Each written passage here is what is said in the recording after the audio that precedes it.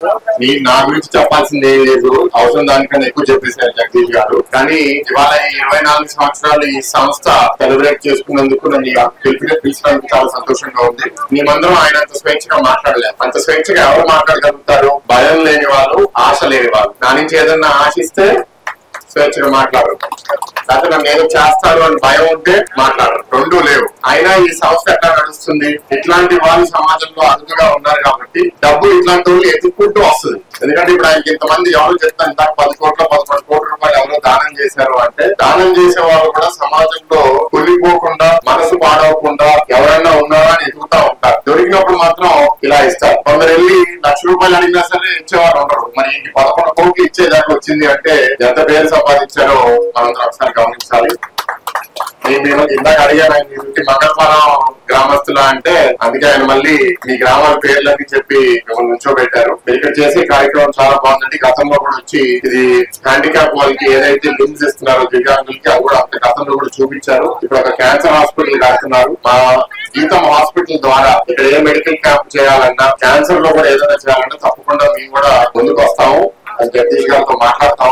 Election అయిపోయిన తర్వాత 3 సార్లు ఇక్కడికి రావాలనుకున్నాము. అనేక సందర్భాల వల్ల జరగలేదు. ఒక రోజు ముందు రాత్రి విపరీతమైన వర్షం, ఇట్లాగే దీనికన్నా ఇంకా ఎక్కువ వర్షం పడడం వల్ల ఆ ప్రోగ్రామ్ మళ్ళీ పోస్ట్ పోన్ అయింది. మళ్ళీ ఇప్పుడు వస్తే మళ్ళీ ఇప్పుడు కూడా మళ్ళీ వర్షం పడుతుంది. మరి ఏంటో మరి అదేంటో మూడు నాకు అర్థం అవట్లేదు. కానీ అట్లీస్ట్ వచ్చేసాం కాబట్టి సంతోషంగా ఉంది. మీరు ఇదే స్వేచ్ఛతో, ఇదే ధైర్యంతో ముందుకెళ్ళండి. మీరు దేవుడి పని చేస్తున్నారు. ఈ చేసే పనితో తప్పకుండా మీకు అందరు మద్దతు పలుకుతారు. ఇది ఇంకా చాలా పెద్దగా అవ్వాలని కోరుకుంటున్నాము. అండ్ ఎక్కడైనా సమస్య వచ్చినా సరే మన ఇద్దరం చర్చించుకుందామండి, ఏదైనా చేయాల్సింది చేద్దాం.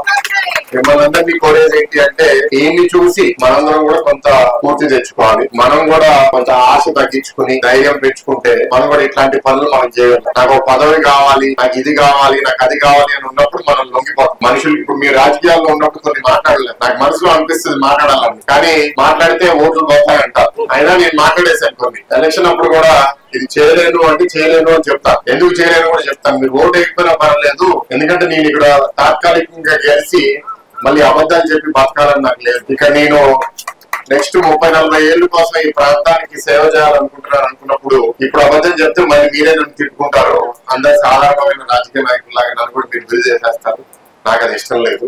ఇక్కడ రాజకీయమే కులిపోయింది, సమాజమే కులిపోయింది. రాజకీయ నాయకులు కూడా బతకాలంటే ఈజీ కాదు. వాళ్ళు నిజం చెప్తే మీరు స్వీకరించరు, వాళ్ళ అబద్ధాలు చెప్తే మీరే తిడతారు. ఎట్లా ముందుకి వెళ్ళలేము, వెనకాలకి వెళ్ళలేము. నాకు అదృష్టం ఏంటి అంటే, నేను అంత కష్టపడాల్సిన అవసరం లేదు. మూర్తి గారు కష్టపడి ఒక పేరు సంపాదించి ఒక సంస్థ ఏర్పడించి దానికి నేను ఒక నాయకుడిగా అవ్వడానికి నాకు అవకాశం వచ్చింది. దానివల్ల ఈ పదవి నుంచి, ఈ హోదా నుంచి నేను కొంచెం స్వేచ్ఛగా మాట్లాడగలుగుతున్నాను. ఎందుకంటే రాజకీయాలు లేకపోయినా పర్వాలేదు, ఓడిపోయినా పర్వాలేదు, నాకు ఈ యూనివర్సిటీ ద్వారా సేవ చేసే అవకాశం ఉందనే ధైర్యం వల్ల నేను కొంచెం స్వేచ్ఛగా ఉంటాను. చాలా మంది రాజకీయ నాయకులు అట్లా ఉండలేదు. సో ఆ ఇబ్బంది ఉంది. కానీ ఇవాళ రెండింటికి జస్టిస్ చేయడం అనేది నాకు చాలా ఇబ్బందిగా ఉంది. ఎందుకంటే ఎంపీగా గెలిచిన తర్వాత ముందు ఆఫీస్ లో నేను కూర్చుంటే ఒక 20-30 మంది వచ్చేవాళ్ళు. ఇప్పుడు గంట కూర్చున్నా 150 మంది 200 మంది వచ్చేస్తున్నారు. గత 5 సంవత్సరాల్లో వాళ్ళ బాధ వినడం వాళ్ళు ఎవరు ఉన్నట్లేరు. అందుకే అన్ని రకాల బాధలు వస్తున్నాయి. రిక్వెస్ట్ చేస్తున్నా, కొంచెం సమయం ఇవ్వండి. రాష్ట్రం మంచి పరిస్థితిలో లేదు. ఆర్థికంగా రాష్ట్రాన్ని బలపరచాలి. ఇక్కడ ఎస్కోట నియోజకవర్గంలో కూడా ప్రచారం చేసేటప్పుడు చాలా చేస్తా ఉన్నాము.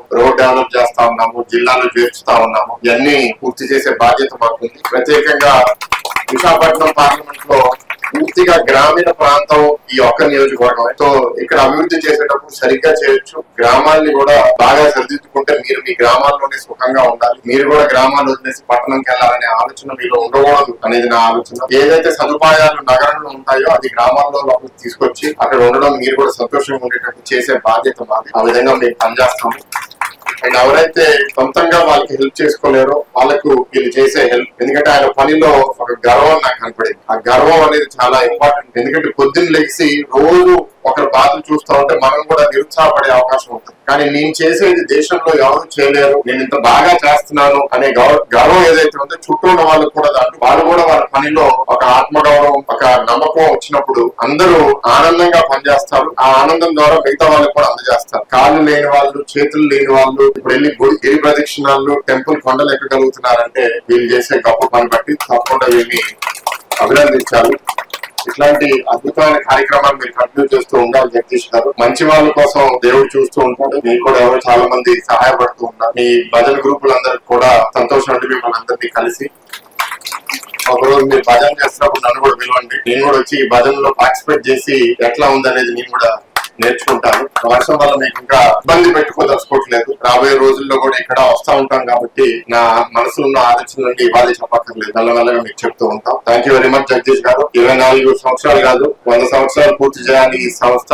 అందరికీ ఇక్కడ ఈ చుట్టుపక్కల మీరు అన్నారు 150 గ్రామాలే కాదు, ఇంకా చాలా గ్రామాలకి మీ పని స్ప్రెడ్ అవ్వాలి. చాలా మందికి ఇట్లాంటి హెల్ప్ ఉందని కూడా తెలియదు. అది ఇంకా స్ప్రెడ్ అయ్యి మీరు చేయగలిగితే మీకు ఇంకా ఎక్కువ డబ్బులు వస్తే మీరు ఇంకా ఎక్కువ పని చేయగలుగుతారు. ఇట్లాంటి ఒక సంస్థ నా పార్లమెంట్ లో ఉండడం అనేది నేను చాలా ఆనందిస్తున్నాను, నేను చాలా గర్విస్తున్నాను కూడా. ఇది ఇంకా పెరిగి రాష్ట్ర వ్యాప్తంగా అందరికీ సేవ అందజేయాలని కోరుకుంటున్నాను. Thank you.